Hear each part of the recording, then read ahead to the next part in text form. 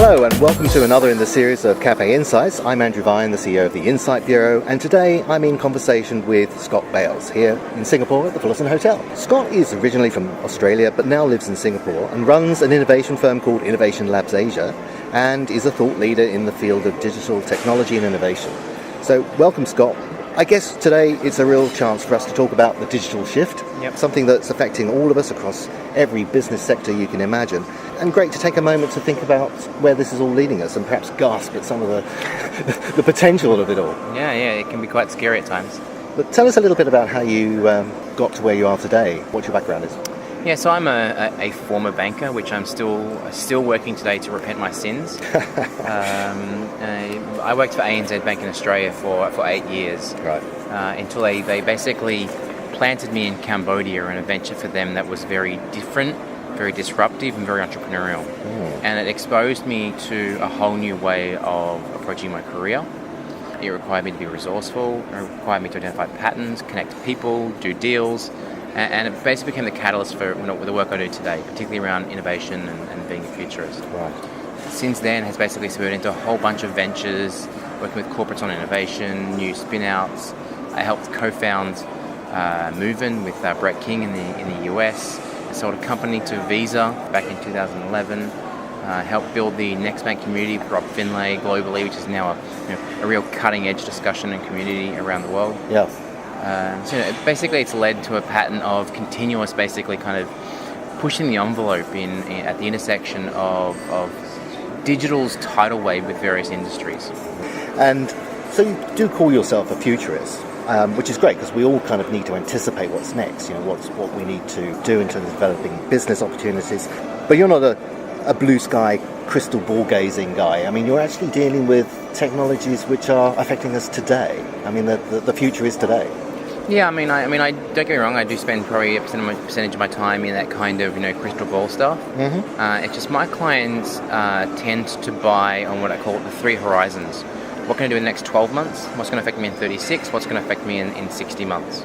And those are tangible horizons that people can grasp and understand to make either investment decisions or strategic decisions. I tend to focus on those three horizons for the majority of my work.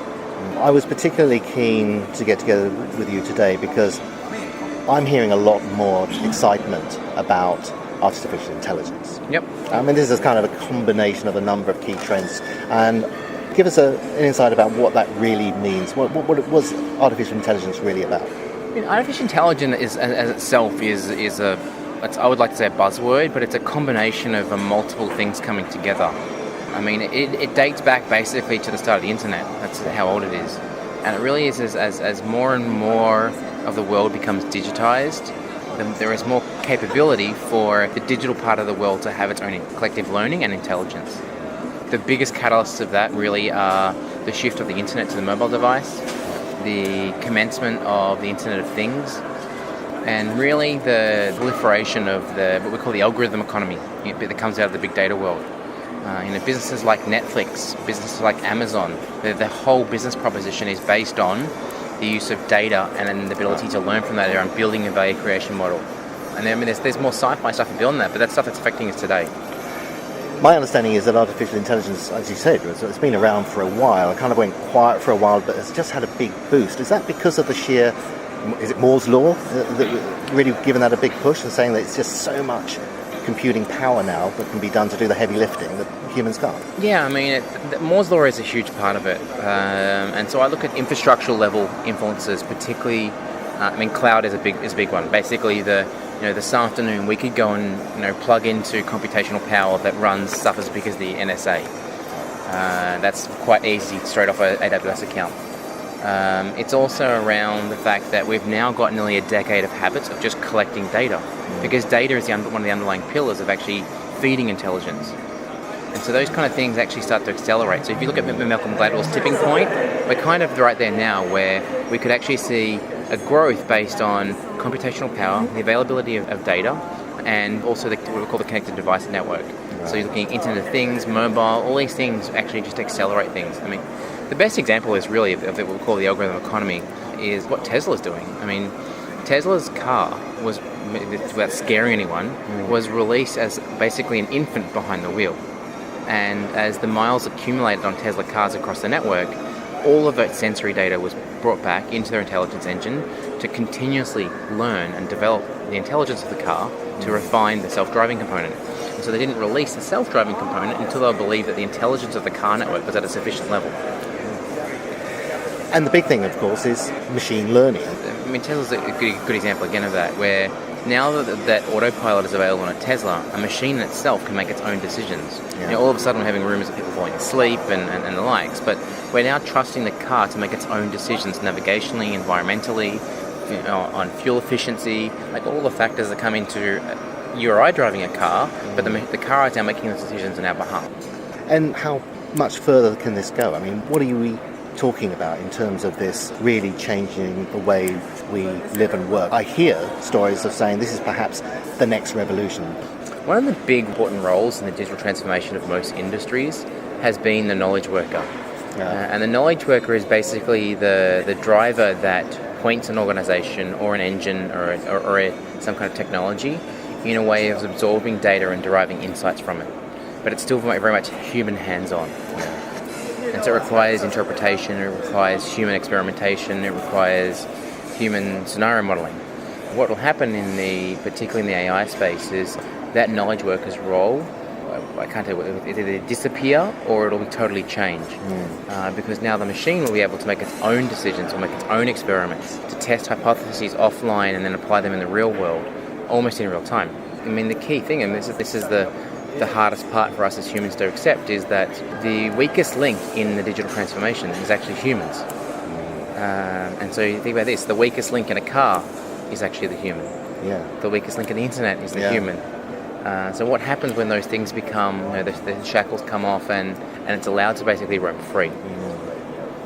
But for all of the excitement there is, for some of the reasons you just said, I mean, it does look like machines will be smarter and smarter and smarter, and that may put us in a very insecure position. It's like, how do we feel about machines being smarter than us? We definitely don't like being in the situation where we feel we've lost control, and particularly it will elevate the importance of members of society that are kind of the masters of AI.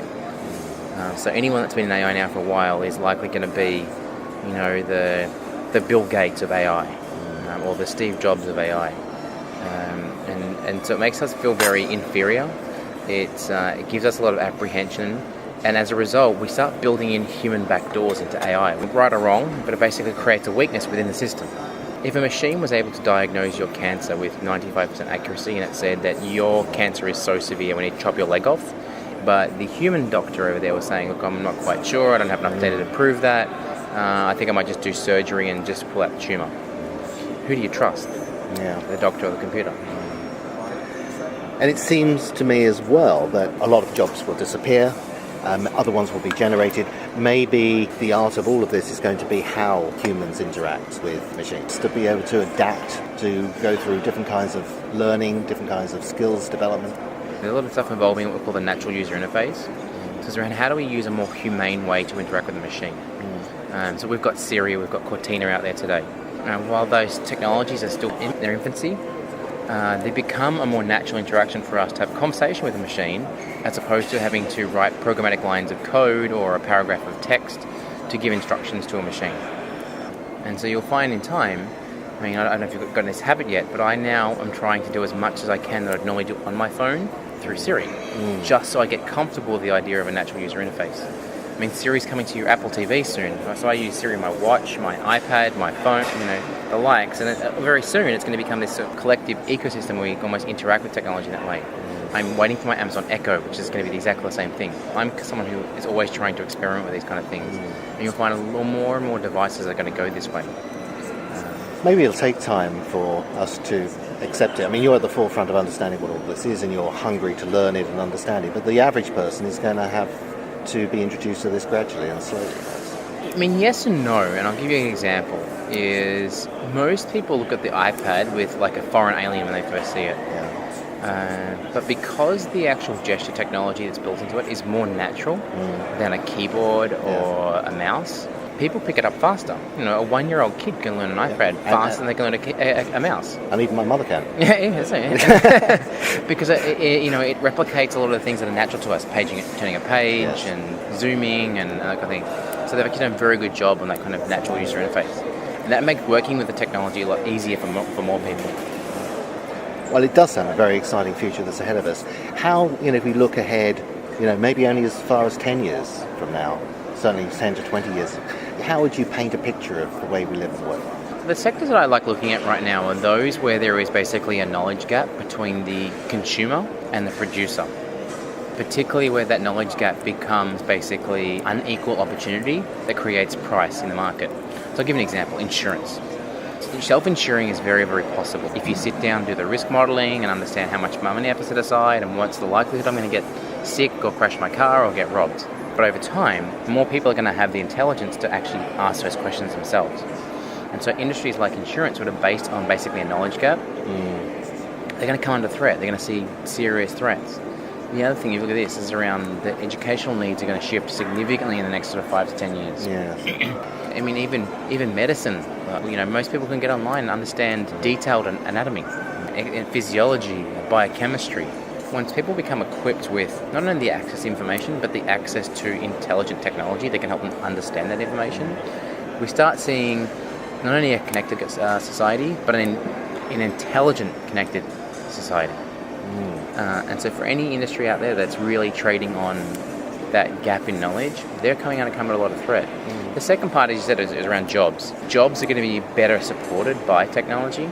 And so particularly those where either there is a knowledge gap or their job is based on cleansing of data or interpretation of data, you're going to find those jobs are going to evolve very, very quickly because all of a sudden machines will be doing that for you. The biggest task in AI right now is data cleansing and structuring, particularly taking in unstructured data to be usable in a machine world. Those kind of things are really, really going to change a lot of roles. The one role I'm a little worried about, in terms of particularly given how many people globally employees, is customer service. Is if AI technology becomes so intelligent, what does that mean for the call center operators? But we may make them get to an economic decision where we realize that spending $10 million on artificial intelligence for customer service is far cheaper than having a call center of 10,000 people in India. And so that's where some of the key threats is going to come as we see resources be repositioned and redistributed. Is there going to be a gap, do you think, between those who are gainfully employed in certain ways and others who are losing out? Part of society going to be underemployed while the other is employed? There will definitely be I would say there will be a global trend of the increase of intelligence. That is, that'll be absolutely definite. Because that's been a trend we've been seeing now for 2 decades off the back of the internet. Part that may, I would say exclude people but disadvantage them is going to be similar trends that we've seen in the digitization of industries. And so I'll focus on Uber for a second. The people that are disadvantaged from Uber's progress the most are the people that resisted it. Why? So look at this. The single biggest day for customer journey growth in Uber's history was the day the French taxi drivers protested. Because they basically gave everyone a reason to change. Because all of a sudden, 10,000 French taxi drivers weren't available. So what did you have to do? You had to go to Uber. It happened in London. Those people that resist the change are those people that will be disadvantaged. Well, we have a lot to look forward to, and with some trepidation perhaps, but we're a very adaptable kind of species. Let's hope that we use it all to our advantage. Thanks very much again, Scott, for spending a bit of time with me and talking about this. Very interesting indeed. Thanks, Andrew. All right, terrific.